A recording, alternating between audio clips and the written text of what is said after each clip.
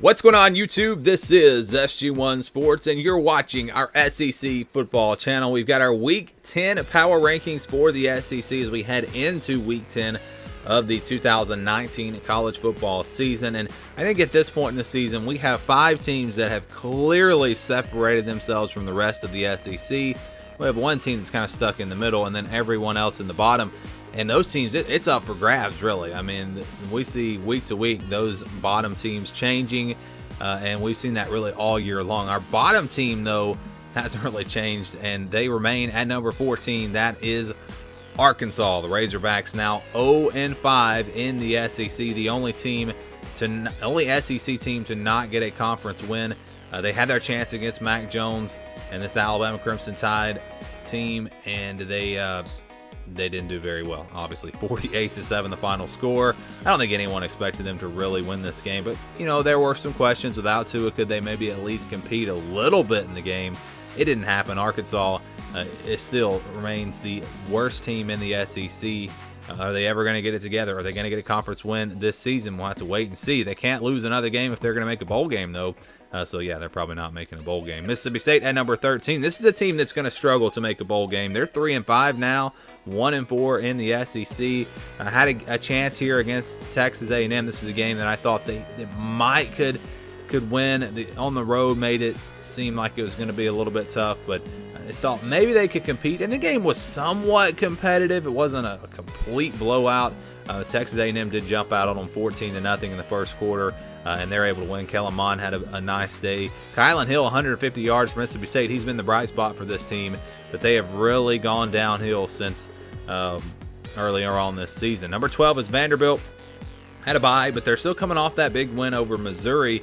Can they build off of that? Can they gain some momentum and pull it together? They can still lose one more game, and then if they win the rest of their games, they will make a bowl game. So it's possible. I mean, they've already got Georgia and LSU off the schedule, probably their 2 toughest games. They still have to play Florida. You could say they're probably going to lose that one. But they'll have a chance in the rest of their games. So that's going to be interesting to see. But I think it's going to be tough. I really don't think Vanderbilt's going to be able to get it done.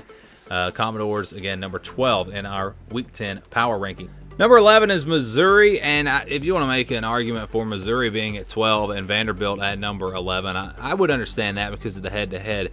But still, Missouri's 5-3. Vanderbilt has already lost 5 games, so I'm going to go ahead and keep Missouri here at number 11. But this team is going down fast. They lose to Kentucky 29-7 this week after losing to Vanderbilt the week before. It's not going very good for Missouri. Perhaps the team we saw lose to Wyoming in week 1 was the real Missouri team, and then they just kind of got to playing a little bit better, had a pretty soft schedule, but now it's catching up to them.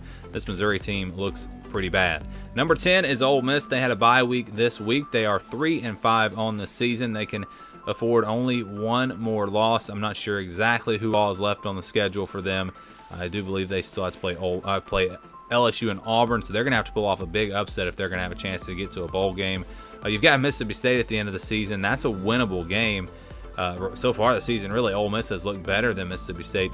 So this will be a big challenge for them against Auburn this weekend. LSU down the road, and they pull off a huge upset and really change the whole tone of their season. We'll see. It's going to be tough, but Ole Miss at number 10. Number 9 is South Carolina, a team that was building some momentum. They beat Georgia. They played Florida pretty tough, and now you lose to Tennessee. Tennessee's a team that has played pretty bad this year. That's not a loss you want if you're South Carolina. It was on the road, though. A tough game. It was close at halftime. South Carolina, I think, actually had the lead at halftime, but Tennessee just really had a big second half, and South Carolina falls to number 9 in our power rankings after losing by 20 to Tennessee. They're 3-5 on the season. Going to be tough to get to a bowl game. But it's possible. I mean, the games left on their schedule are winnable, and they can still lose one more. Tennessee is at number 8. Who thought Tennessee would be at number 8 at this point just a few weeks ago? But they beat Mississippi State.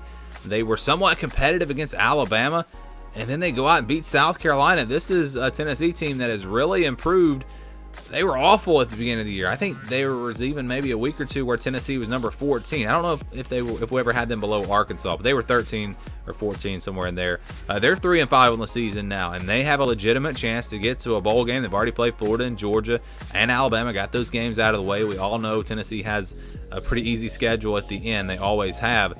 Can they make a bowl game? We'll see. Kentucky, another team that has a real shot at making one. They have 2 games left on the schedule. They beat Missouri 29-7. They're number 7. Kentucky number 7 now. It's just been crazy. These bottom teams have been shifting around week to week. Lynn Bowden playing quarterback for this team, a wide receiver playing quarterback. He's getting it done on the ground. Had over 200 yards rushing in this game. They were up 22-0 at halftime. Really no chance for Missouri in this game. And Kentucky, with a wide receiver at quarterback, is now in the top half of the SEC power rankings. How crazy is that? That kind of explains the bottom half of the SEC. So Texas A&M is kind of that team that, to me, is clearly better than those other teams below them, but they're clearly not on the same level as the top 5 teams, and you can just look at the head-to-head matchups with those teams to see that. They're 5-3, 3-2 on the season, a 49-30 win over Mississippi State. This is a good football team. This is a team that I think is a borderline top 25 team, but they're not a great football team. They're good, but they're not great, and they're not really good, but they're not bad. So they're just kind of stuck there in the middle here in the SEC. That's where Texas A&M is probably going to be the rest of the season, if I had to guess. Number 5 is Georgia. Yeah, I get it. You're going to say, well, Auburn has 2 losses. Georgia should be ahead of Auburn. But Georgia lost to South Carolina. It was not a great team. Auburn's 2 losses came on the road to top 10 teams, and they do have a win over a top 10 team in Oregon.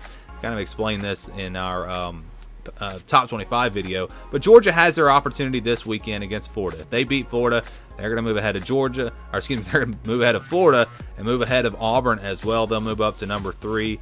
So a big opportunity for the Bulldogs to kind of take back that top spot in the East. If they lose to Florida, this is going to be a major, major disappointment this season for the Bulldogs. Number 4 is Auburn. I just talked about it. They played 3 top 10 teams. If Georgia had played those same 3 teams, they might have 2 losses. It's impossible to say, but I'm not going to hold them back because of a difficult schedule. I'm not going to penalize them for playing a really tough schedule. If anything, I was impressed with this team against LSU. I thought LSU would win that game a little easier. Auburn's defense, I think, did the best job we've seen from anyone this year against that LSU offense. Really impressed with them.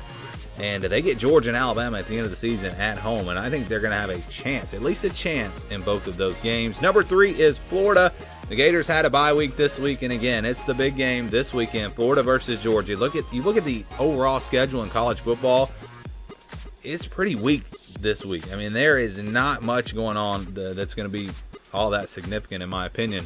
But Florida and Georgia is the headline game. It is clearly the top game of Week 10. And that game is going to determine who wins the SEC East. It's pretty much a guarantee now. So that's going to be a big one. Florida, Georgia this Saturday. Florida trying to prove that they belong here among the elite teams in the SEC. Number 2 is Alabama. No Tua Tagovailoa, no problem. But again, it was Arkansas. 48-7 the final score in this game. They made it really easy on Mac Jones. Most of his throws were short throws, and you just get it to these weapons at wide receiver.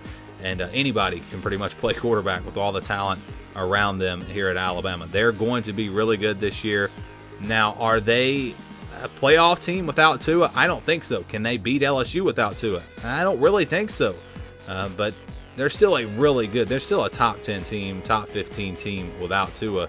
And I think they showed that in this game. I was impressed by what they were able to do. You know, they were fired up coming in there trying to prove that it wasn't just Tua. This team has a lot of talent. Number 1 is LSU still. They remain number 1, the best resume win-wise, I think, in college football. Although it did take a hit with Texas losing and falling out of the top 25, but they've got a win over Florida and Auburn, 2 top 10 teams. They're 8-0, 4-0 overall. Offensively, they've been lights out. Defensively, they played pretty good against Auburn, and we saw them late in the game against Florida play pretty good. I think when they need to, they can step up and play much better on defense, and I think we've seen that. This LSU team is still number 1 in my opinion, but of course, a couple of weeks from now, Alabama versus LSU, we will find out for sure who that number 1 team is in the SEC. Those are my power rankings this week. Give me your thoughts down in the comments below. Thanks for watching, and stay tuned for more here on the SG1 Sports SEC Football Channel.